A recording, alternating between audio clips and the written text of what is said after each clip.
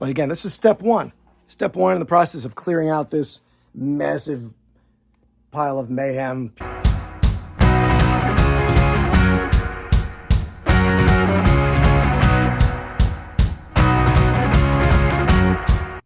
Hey guys, so this is going to be a special series that I'm going to put on this channel. At least that's my plan, where I'm going to document a process where I'm trying to clear out half of my warehouse here. And I have a goal in mind that's probably unattainable, unachievable, but I want to do it within the next 6 months. And when you see the warehouse, you're going to see why I'm saying that's probably unachievable. But I have a couple plans in mind to do that. So let me take you through it. So first, this whole pile over here is the remnants of a 30,000 pennant buy that me and my buddy, the King of Pennants, made. We'll divvy these up. I'm going to hang on to these. I'm not going to blow these out because these are easy shippers, easy listers. I'll sell these for years to come. So when I move out of this space, we'll have a draft. I think we'll split it up box by box, and then he'll take his, I'll take mine, and we'll see how it goes. My goal is this. I have a 2-part warehouse here, about 3,500 to 4,000 total square feet. I like to keep the smaller portion of the warehouse, which is through this door over here.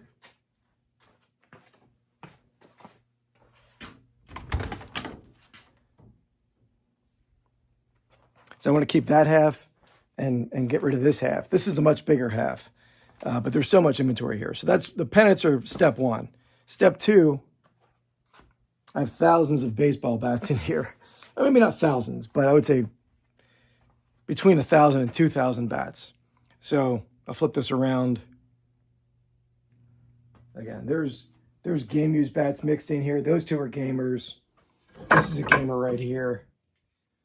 So a lot of bats. These are all the remnants of a few large collections I bought I bought for specific bats in mind. And it's all profit. But again, in this warehouse, and you'll hear me say this a couple times, when you have inventory that you're paying rent for, even though you've already made money on it, when you're paying rent monthly, you're basically buying this stuff over and over and over again, right? So that's my goal is, even if I'm not getting top dollar, move it. And for the bats, a couple plans in mind. I'm going to be pulling out the game used bats as I go, and some of the earlier like 20s, 30s stuff, list that, clean it, list it. I don't always clean gamers, but I'll list those bats. The rest I'm going to bulk out. I have a couple people in mind, or I'm going to consign them to an auction house just in a big lot. So I think I'll definitely be able to move them in a bulk lot. There's definitely good bats in here. I mean, there's Mickey Mantle bats, there's Jackie Robinson bats. This was the gamer, Jim Handy gamer, but that's a Jeff Blake game signed bat for some reason. This is a game used bat. Forget the player on that. I gotta clean that one up. Maller, that's a gamer.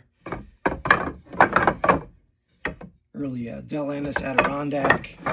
There's some decent bats in here.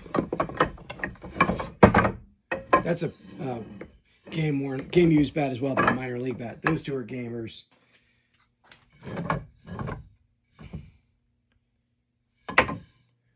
That one's a gamer there. So here's an early Spalding bat.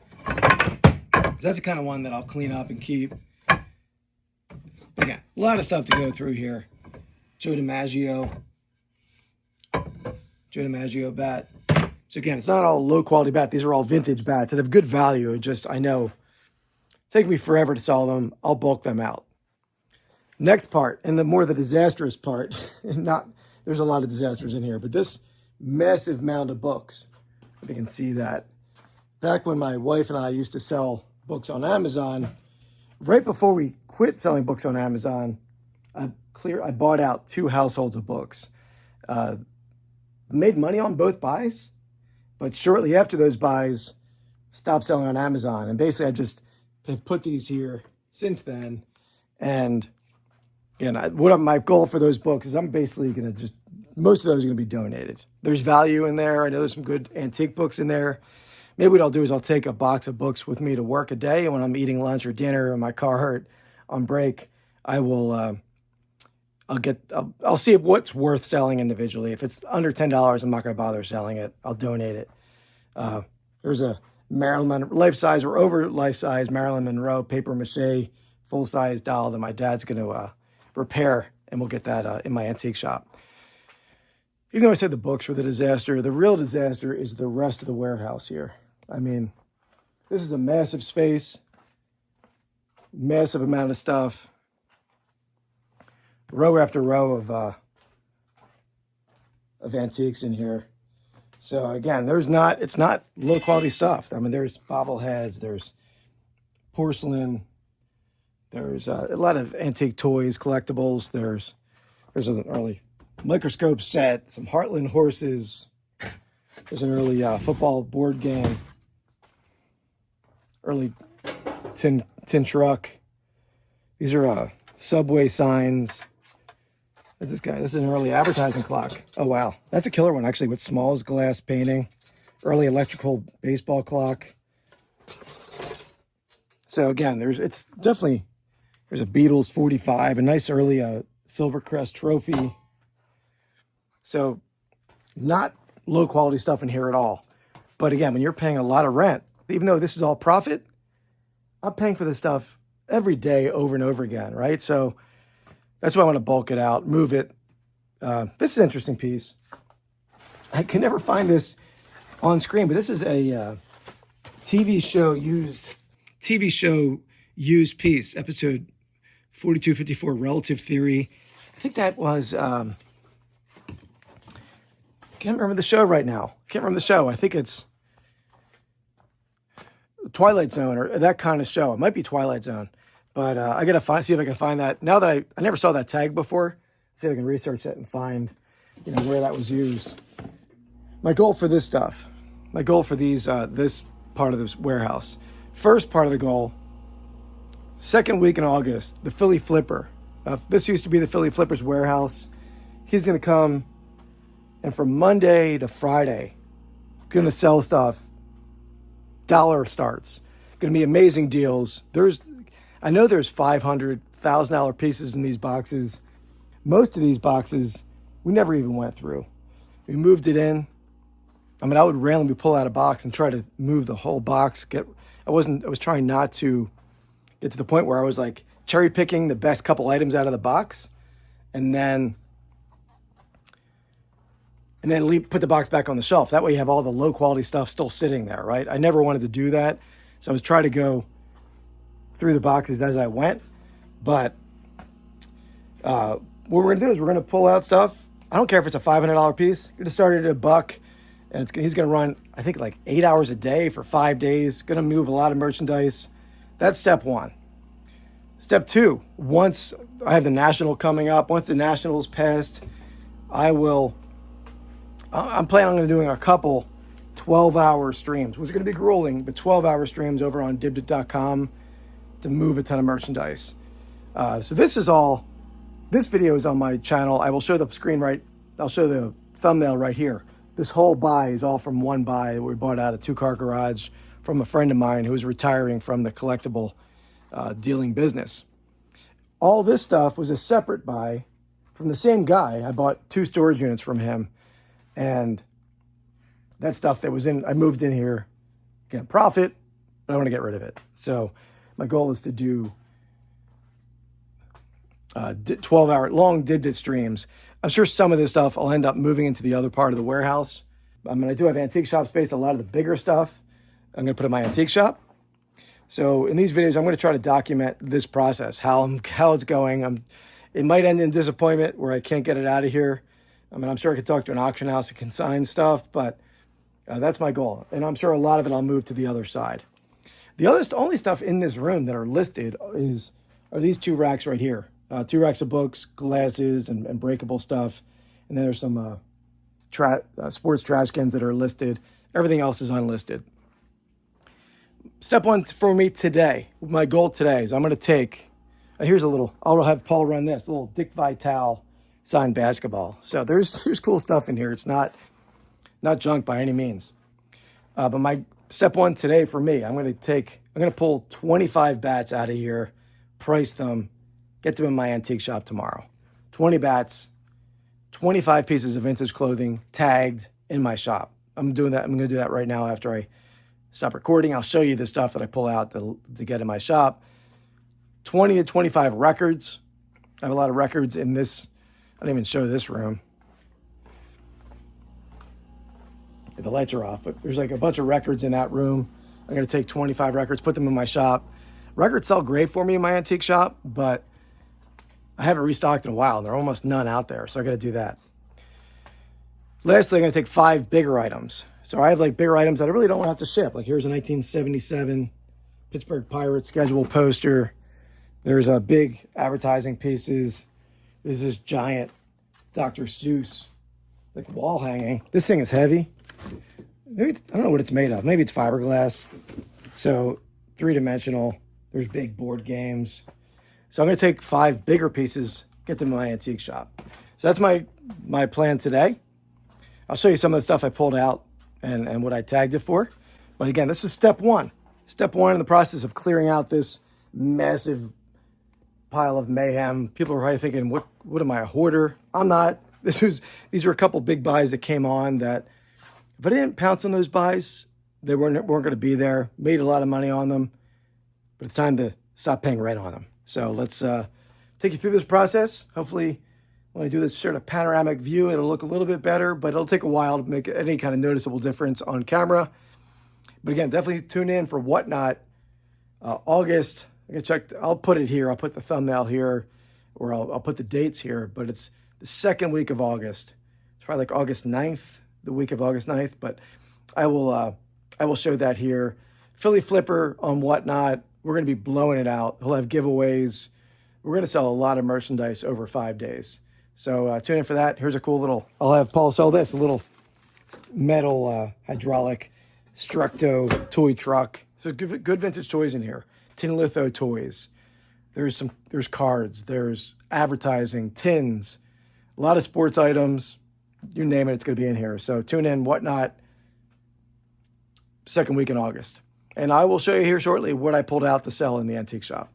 All right, got my 20 bats pulled, cleaned up, hit them a little lemon oil. So I will show you those in more detail here shortly. All right, pricing some of the t-shirts. So these are a group I bought from Rod Picking and Punching. Great dude. A bunch of 70s, 80s, like graphic tees, smoking's for the birds. This is a cool, like Gatlinburg skiing raglan t-shirt. That's a duck. I think it's duck carving. Coors Light Silver Bullet. So we'll have more to go through and tag and put on hangers. But it is like 96 degrees out. So take a little pool break, cool off, and I'll get back to it. The only way I like to enter the pool is through the slide. I don't want that gentle, like easing in. I want to just plunge in. So here we go.